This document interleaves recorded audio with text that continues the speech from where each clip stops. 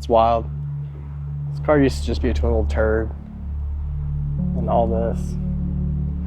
It's just insane what a body kit, fenders, good paint, stance, style does to a car.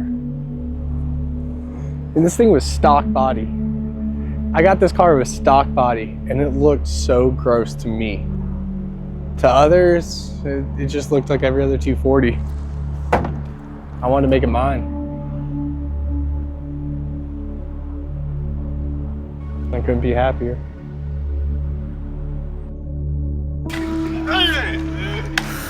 It's a lot. It's so fucking hard to do all this, dude. It's so fucking hard. It takes so much fucking money and time and effort and friends and determination. It just takes so much energy.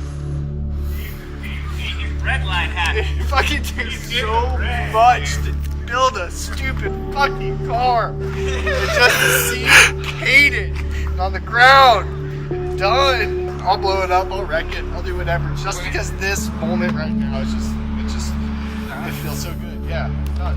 I'm done. Whatever happens next is like, is a cherry on top.